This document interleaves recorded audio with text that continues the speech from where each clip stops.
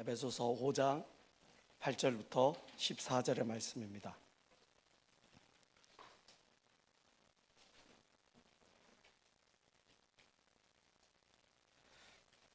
제가 봉독하겠습니다.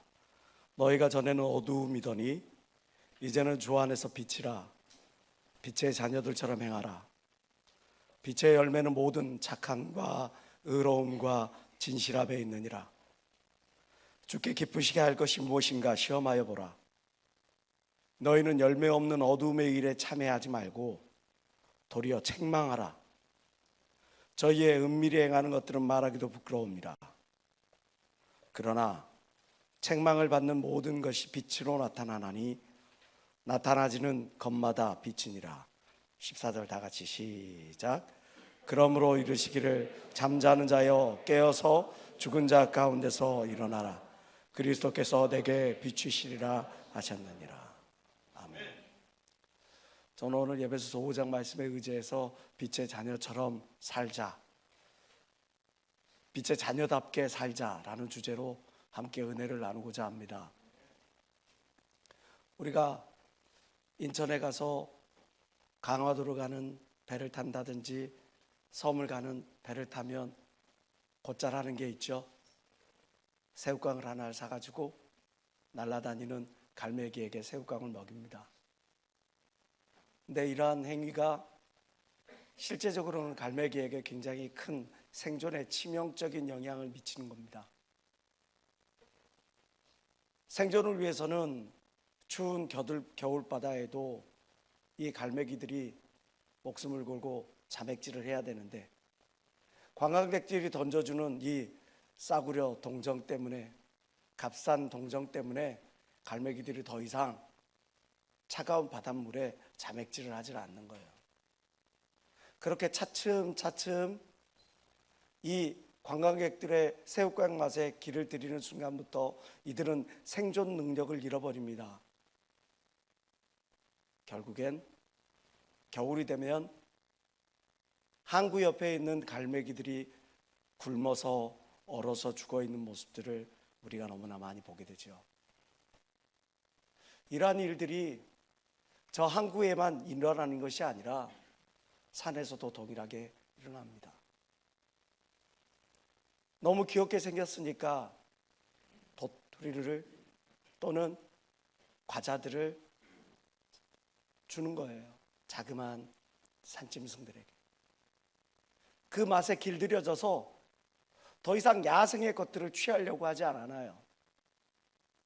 조기장 목사님께서 말씀하신 것처럼 야성을 잃은 호랑이가 되어버린 거죠. 그래서 생존력과 적응력을 잃어버리고 점점 도태되어지고 먹을 것이 지천에 있음에도 불구하고 굶어 죽고 얼어 죽는 현상이 발생하는 겁니다. 인간들이 던져주는 값싼 동정처럼 악한 마귀는 여러분들에게 값싼 유혹을 던져주죠. 그 유혹에 흥청망청 취하다 보면 나도 모르게 죄의식이라고 하는 부분이 이 세상을 싸워나가야 하는 생존 본능이라는 것이 점점 퇴화하고 둔감해집니다. 쉽게 범죄하고 쉽게 넘어지고 쉽게 포기하고 그렇게 쉽게 하나님을 떠나갑니다. 그러면서도 내가 내 영혼이 지금 죽어가고 있는지조차도 모르는 그런 영혼들이 있습니다. 지금 여러분들의 믿음의 연주소는 어떠합니까? 복음의 야성을 가지고 내게 주어지는 어떤 시련이나 유혹 앞에서도 담대히 하나님 예수의 이름을 걸고 주여 나를 도와주옵소서, 나와 함께 하시는 하나님, 이 일 가운데 나와 함께 하셔서 내가 이 일로 인하여 하나님을 영화롭게 하게 하여 주시옵소서. 담대히 고백하고 외치는, 나아가는, 이 산지를 내게 주옵소서 외치며 나아가는 저 85세 고령의 갈렙과 같은 그런 담대함이 우리 가운데 있는지, 아니면 내 주변에 어떤 사람의 자그마한 말 한마디, 눈짓 하나, 행동 하나 때문에, 그것 때문에 상처를 입고, 그것 때문에 모임 오기를 포기하고, 교회 오기를 포기하고, 그것 때문에 하나님을 원망하고 너무나 쉽게 포기해버린다면 그 영혼은 결코 복음의 야성을 소유한 건강한 크리스찬이라 말할 수는 없을 겁니다. 오늘 에베소서 5장을 통해서 사도 바울은 복음의 야성을 다시 한번 되찾으라, 하나님의 사람, 빛의 자녀가 되라 라고 우리에게 강조하고 있어요. 그렇다면 여러분들에게 묻습니다. 빛의 자녀답게 산다는 것은 어떤 의미입니까? 8절을 보겠습니다. 너희가 전에는 어두움이더니 이제는 주 안에서 빛이라, 빛의 자녀들처럼 행하라. 빛의 자녀답게 살아간다는 것은 무엇을 의미하는지를 오늘 8절은 우리에게 이야기를 해줍니다. 너희가 전에는 어두움이더니 이제는 빛이라, 주 안에서 빛이라, 빛이 되었다는 거예요. 우리 자신의 정체성을 분명히 하라는 겁니다. 나의 신분을 분명히 하라는 거예요. 성경은 여러분들에게 빛이 되라, 소금이 되라 라고 말한 적이 없어요. 성경은 분명하게 여러분들에게 빛이다, 소금이다 말씀하고 있는 걸 믿는 사람만 박심히 하나님께 원하십니다. 성경이 여러분들에게 하나님의 자녀가 될 것이다, 거룩하여질 것이다 말씀하신 것이 아니라 믿음의 선포로서 너는 이미 하나님의 자녀다 말씀하시고 거룩한 일에 동참하고 참여하라 말씀하신 걸 믿는 여러분 되시길 주의 이름으로 축원합니다. 빛이 되어가라, 소금이 되어가라, 하나님의 자녀가 되어가라가 아니라 이미 너희는 하나님의 자녀고, 이미 너희는 빛이고, 이미 너희는 소금이니 더 이상 어둠의 일에 참여하지 말라는 거예요. 에베소라는 곳은 아데미 여신을 섬기는 그런 우상의 본산입니다. 아데미 여신은 풍요와 다산을 상징하는 그러한 여신이죠. 그래서 에베소에서 가장 중요하게 생각하는 삶의 가치의 우선순위는 바로 돈과 향락과 쾌락입니다. 다른 그 어떤 것보다 이것이 가장 삶의 최우선순위였어요. 거기에 복음이 들어갔어요. 그래서 에베소에서 하나님을 믿는 무리가 나타나고 교회가 세워진 거예요. 너희가 전에는 어두움이더니, 너희는 과거에 돈을 쫓고 향락을 쫓고 쾌락을 쫓아다니는 그런 존재였으나 이제는 주 안에서 바뀌어 빛의 자녀가 되었다. 너희 신분을, 너희 정체성, 아이덴티티를 다시 한번 점검해봐라.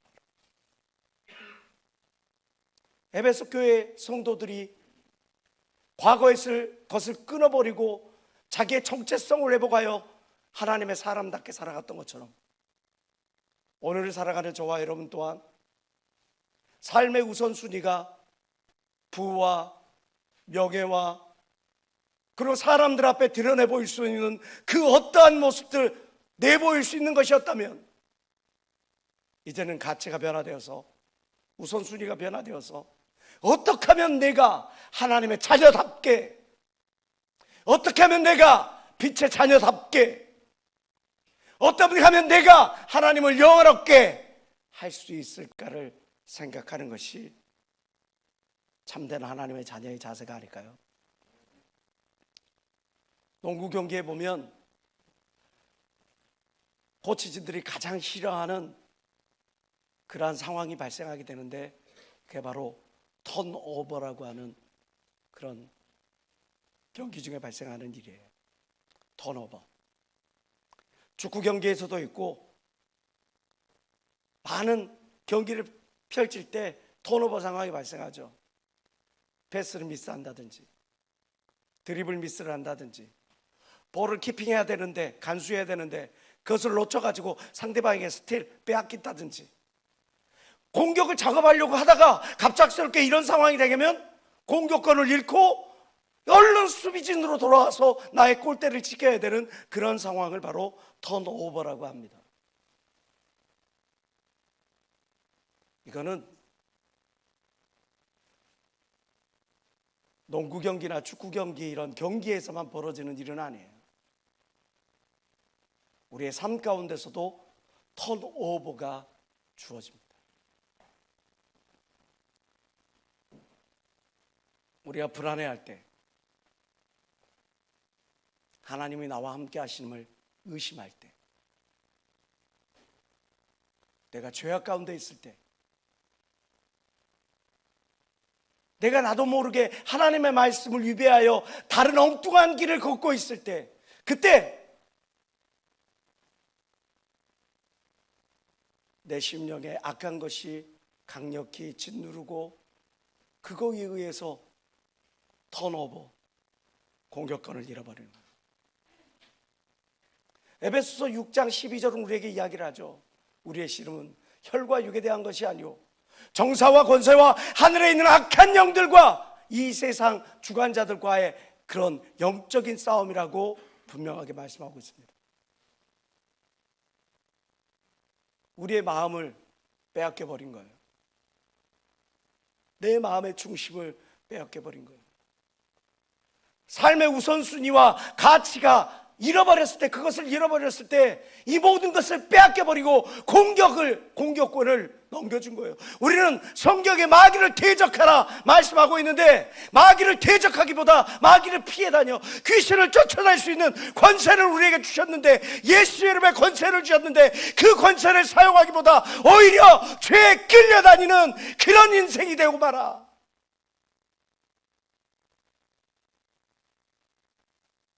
나의 정체성을 상실했을 때,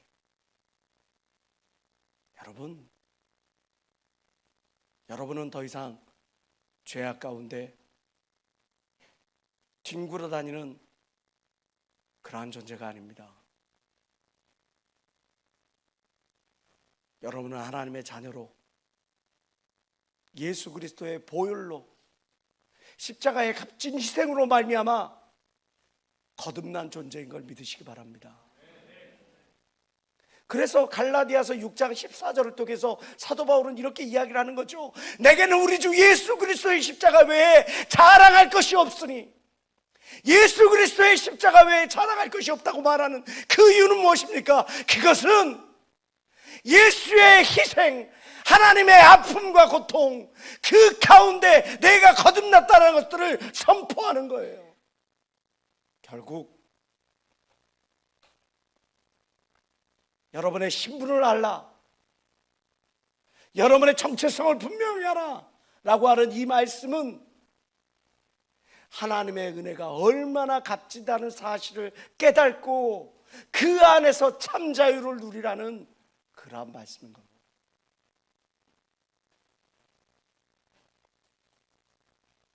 빛의 자녀들에게 주어지는 세 가지 열매가 있죠. 빛의 열매는 모든 착함과 의로움과 진실함에 있는다. 우리가 우리의 신분을 분명히 할 때, 내 정체성을 가지고 살아갈 때 이 세 가지를 가지고 살아가는 겁니다. 모든 착함, 친절함이라고 다른 성경은 번역하고 있어요. 친절함과 의로움과 진실함. 그런데 이에 반대되는 열매를 맺고 있는 사람들이 있죠. 불친절하고 불성실하고 불의하고 거짓되고.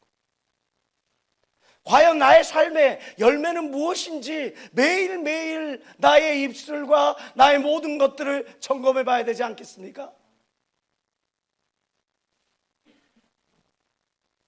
지금 이 시간 저와 여러분들 모두가 빛의 자녀라고 하는 이 정체성을 분명히 하고 살아갈 수 있기를 주의 이름으로 축원합니다. 빛의 자녀답게 살아간다는 것, 또 하나의 의미는 하나님의 자녀로서 분별하며 살아가라고 말씀하는 겁니다. 10절 말씀 볼게요. 다 같이 읽어볼게요. 시작. 주께 기쁘시게 할 것이 무엇인가 시험하여 보라. 주께 기쁘시게 할 것이 무엇인가 시험하여 보라. 여기서 시험하다라고 하는 헬라어 도키마존테스는 금속의 질을 평가할 때 쓰여지는 그런 단어입니다.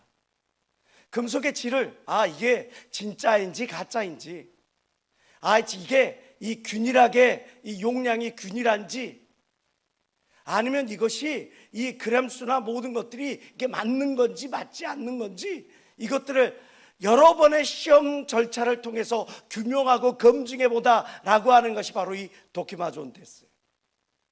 주께 기쁘시게 할 것이 무엇인가를 시험하여 보라라고 하는 것은 우리의 사언행 심사, 언행 심사를 매일매일 점검해 봐야 된다는 거예요. 규명해 보라는 거예요. 내가 하나님 자녀로서 제대로 된 생각을 가지고 살아가는지, 제대로 된 언행, 말과 행동을 하며 살아가고 있는지, 마음 됨됨이가 놀부신 뿔을 갖고 있으면서 그러면서 내가 하나님의 자녀라고 말할 수가 있을까요? 차라리 손가락질 받겠죠. 말과 행동이 너무나 달라? 그런 사람을 과연 하나님의 자녀라고 이야기할 수 있을까요?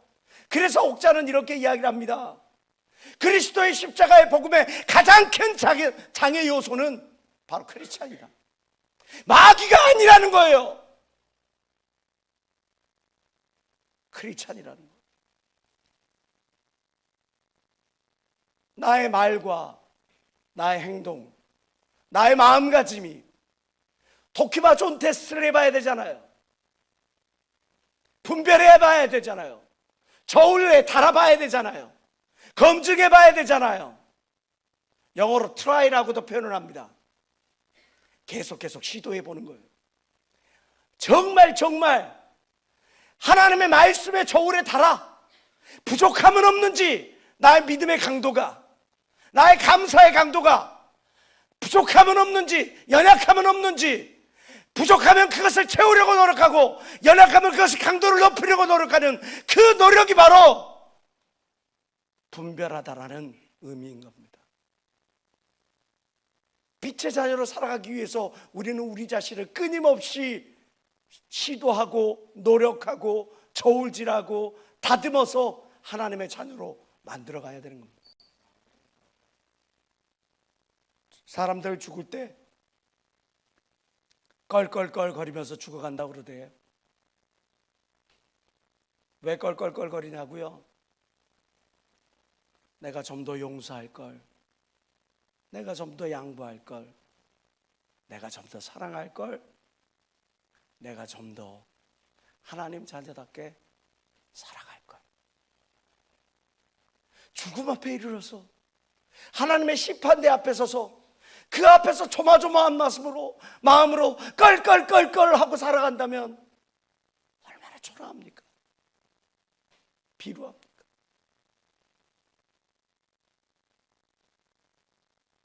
저는 건강에 여러 가지 이유 때문에 과거에는 한 달에 한 번, 요즘에는 건강이 많이 좋아져서 6개월에 한 번씩 정밀검진을 받습니다. 한 번 검사를 받을 때마다 PM프를 6개가량씩 뽑아냅니다.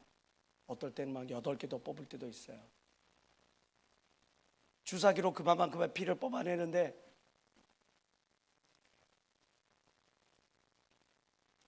내가 열심히 운동하고 먹을 것도 먹지 아니하고 정말 건강한 음식 먹고 건강하게 내 자신을 가꾸고 막 했을 때는 검사를 받으러 갈 때 거리낌이 없어요. 이번엔 어떤 결과가 나올까? 지난번보다는 더 좋게 나오겠지? 이렇게 나오겠지?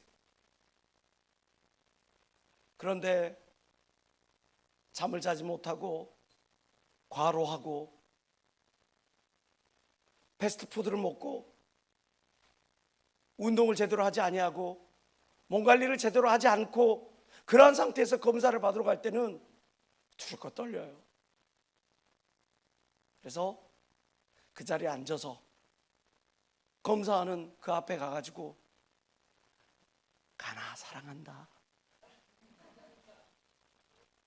피아 사랑한다, 나 이번에 너 목사시켰지? 미안해. 그래서 좀만 봐주면 안 되겠니? 우리 서로 살아가자. 빌어야 돼요. 위로해줘야 돼요.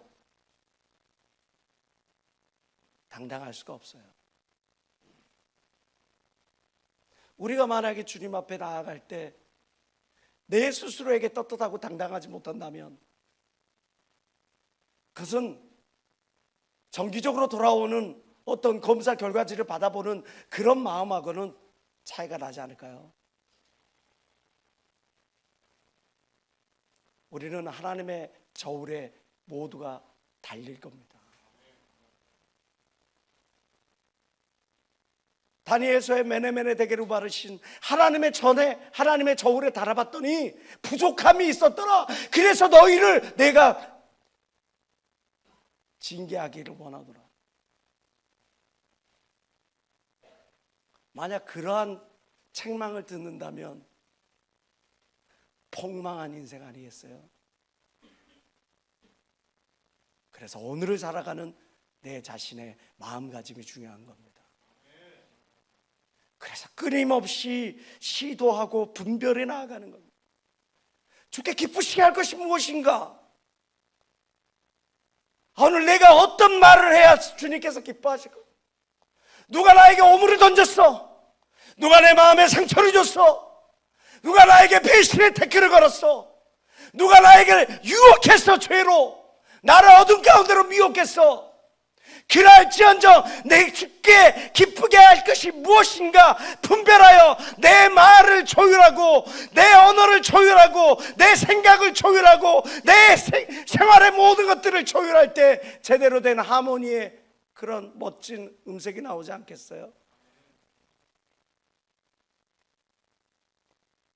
아벨은 하나님의 기뻐하시는 예배를 드림으로 하나님의 인정을 받았죠.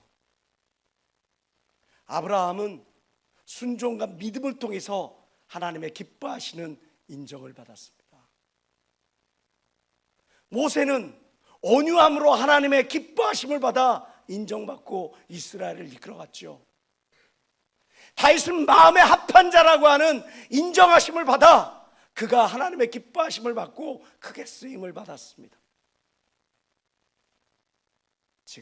오늘을 살아가는 저와 여러분,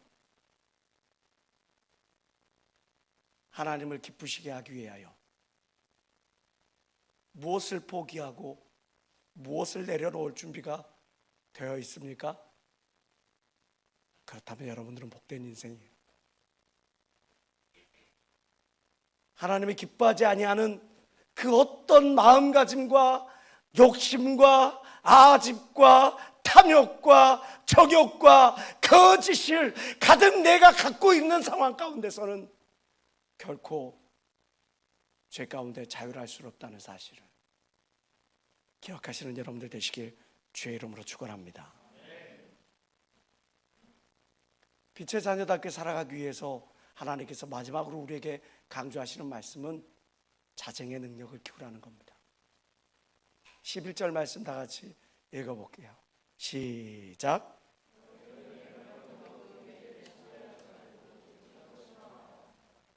열매 없는 어둠의 일에 참여하지 말고. 어둠의 일은 우리의 삶에, 우리의 영적 삶에 열매를 줄 수가 없습니다. 아니에요. 보세요. 사람 등쳐먹고 사기치고 갈취해서 그래서 떵떵거리면서 벤츠 끌고 다니고 멋진 수제 정장 입고 다니고 멋진 레스토랑에서 그렇게 살아가는 사람들 많은데 그게 뭐가 열매가 없는 삶이에요. 분명코 그 모든 것들은 마지막 심판의 때에 타는 그 불에 의하여 다 하나 없이 없어질 거예요. 우리는 예수로 말미암아 가치관이 바뀌었어요. 삶의 우선순위가 바뀌었어요.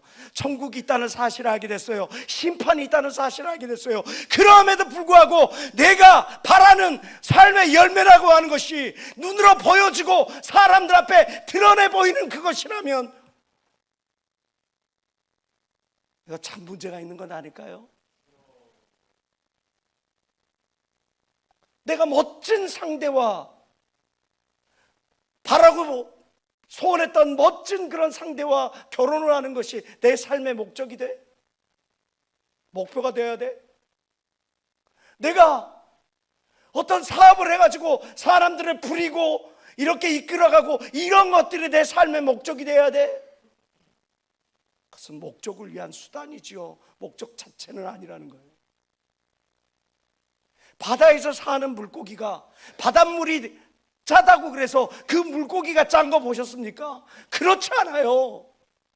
우리가 비록 죄악 가운데 살아간다고 이 세상이 온통 죄악 가운데 있다고 우리가 죄악을 물범하듯이 퍼마시면 하나님의 자녀라고 말할 수가 있겠습니까? 그럴 수 없습니다. 요한계시록 21장 8절은 말씀합니다. 두려워하는 자들과 믿지 아니하는 자들과 흉악한 자들과 살인자들과 행음자들과 술객들과 우상 숭배자들과 모든 거짓말하는 자들은 불과 유황으로 타는 못에 참여하려니 이것이 둘째 사망이라. 우리의 모든 사람들에게는 그냥 죽음이라고 하는 것이 늙어서 죽기도 하고 병들어서 죽기도 하고 사고로 죽기도 하는 그러한 죽음이라는 것이 첫째 사망으로 우리에게 모두에게 예정되어 있어요. 죽음이 이의 끝인가? 심판대가 있고 어떤 일은 영생으로 어떤 일은 영벌로 이렇게 둘째 사망을 경험하게 되기도 한다는 거예요. 그래서 로마서 6장 23절을 통해 사도 바울이 경고하는 겁니다. 죄 삭은 사망이다. 그러나 하나님의 은사, 하나님의 은혜는 그리스도 예수 우리 주 안에 있는 영생인 걸 믿는 사람만 박수며 하나님께 올리시기 바랍니다. 그래서 마태복음 5장 16절을 뭐라고 이야기합니까? 이같이 너희 빛을 사람의 비추게 하여 저희로 너희의 착한 행실을 보고 하나님 아버지께 영광을 돌리게 하라. 우리의 마음가짐과 우리의 언어와 우리의 행실을 통해 그걸 통해 하나님 아버지께 영광을 돌리게 하라. 이게 우리의 삶의 최우선 순위, 최우선 목표가 되어야 돼요. 다른 그 무엇보다 자정의 능력이라는 것은 바로 그것이에요. 나도 모르게 나의 목표가 흐트러졌어. 궤도 수정을 하는 거예요. 나도 모르게 우리 가정의 목표가 흐트러졌어. 궤도 수정을 하는 거예요. 내가 살아가고 있는, 내가 호흡하고 있는 그 기업에, 학교에, 회사에, 가정에, 교회에, 거기에서 건강한 문화를 만들어가는 것, 자정의 문화를 만들어가는 것, 나 하나로 말미암아 내가 하나로 썩어져 미랄이 되어서 변화되어서 그로 말미암아 내 모든 가정이 살고 기업이 살고 교회가 살고 학교가 살아가는 것, 이것이 진정 하나님께서 바라시는 것을 믿는 사람만 박수며 하나님께 언어를 주시기 바랍니다.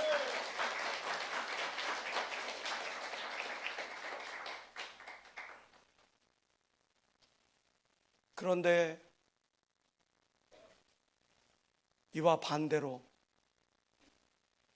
내가 손가락질의 대상이 되고 갈등의 분쟁의 대상이 되고 그것을 오히려 조장하는 그러한 사람이 된다면 그가 과연 심판대 앞에서 하나님 앞에 담대히 설 수가 있겠냔 말이죠. 우리는 성경을 두 가지 차원에서 살펴볼 수 있습니다. 미러와 윈도우로 볼 수 있는 거죠.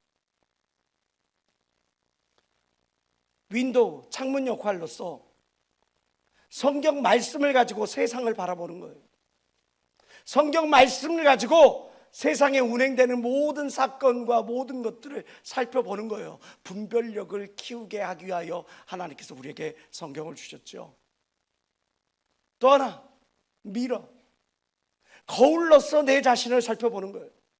하나님의 말씀에 비추어 내가 과연 흐트러짐은 없는지, 하나님의 말씀에 비추어 과연 나는 내가 속한 곳에서 정말 선한 영향력을 끼치고 있는 것인지, 오늘 9절에서 말씀하고 있는 것처럼 내가 모든 일에 하나님을 기쁘시게 하고 있는지 시험해보는 것처럼 하나님의 말씀을 가지고 내 삶을 적용해보고 시험해보고 있는 건지.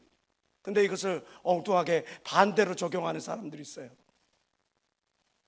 거울로 나를 봐야 되는데 상대방을 비추면서 너가 문제래, 너가 잘못했대, 너가 고쳐야 된대. 아니에요. 하나님이 성경을 주신 것은, 거울로서 우리에게 주신 것은 나를 비추어 나를 돌아보게 합니다. 하나님이 창문으로서 성경을 주신 것은 그 창문 너머의 사람, 그 사람들을 바라보면서 손가락질하고 푸념하고 저주하고 원망하라고 주신 것이 아니라 사회에 돌아가는 모든 하나님의 말씀을 적용하여 그들을 진리의 길로, 의의 길로, 생명의 길로 이끌어오게 하기 위하여 창문으로서 하나님의 말씀을 주신 걸 믿는 사람만 박수며 하나님께 원하는 것입니다.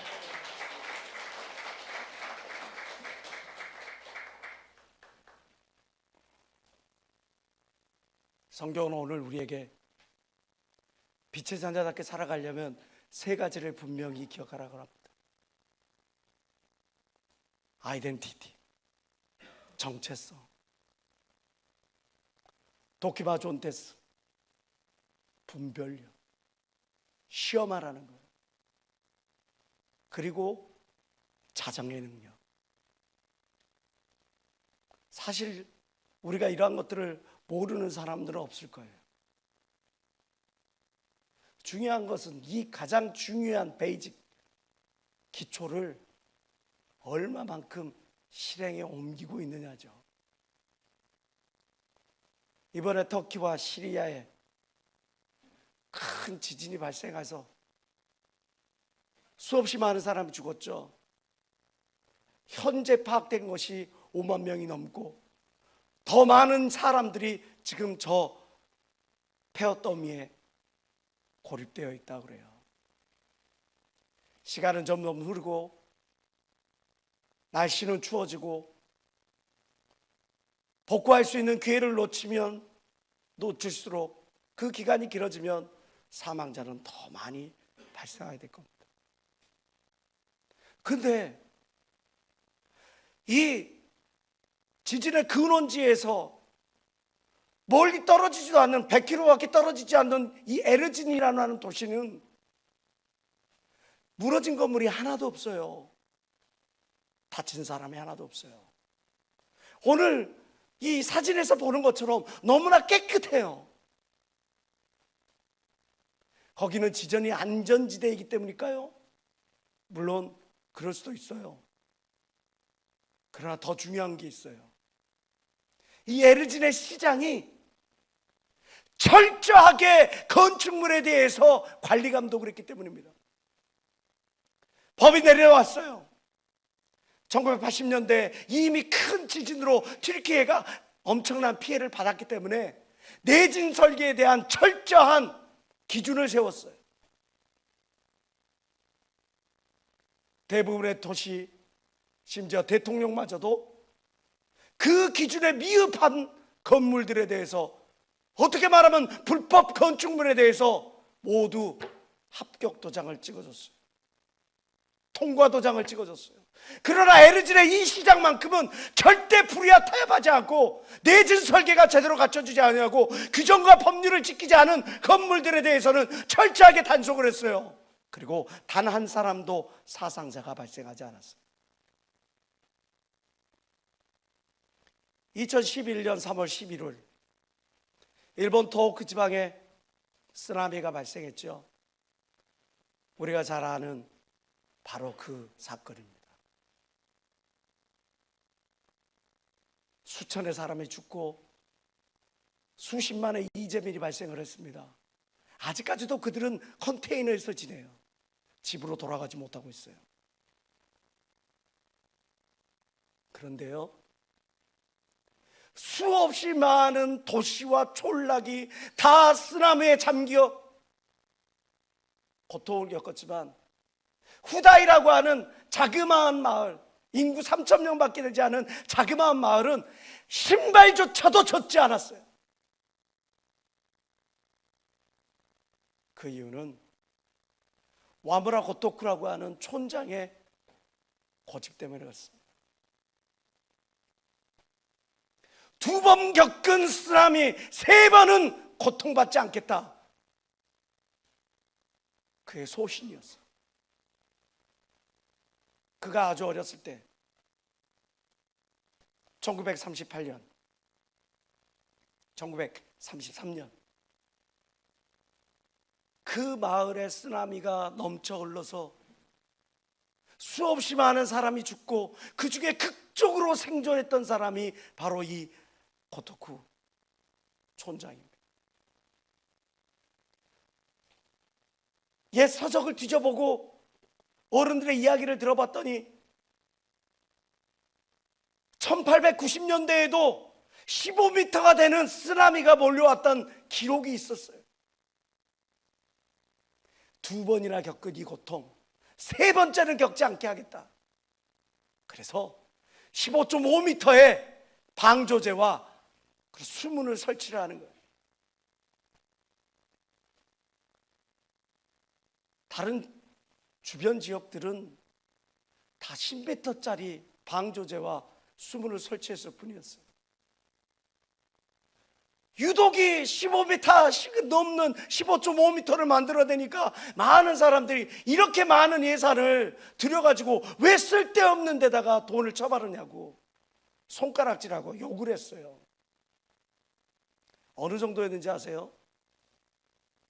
와무라 고토쿠가 죽었을 때 그의 장례식장까지 찾아가서 그의 모든 것들을 다 뒤집어 엎을 정도로 그렇게 수모를 얻었어요. 그가 죽고 나서 얼마 뒤 쓰나미가 덮쳤습니다.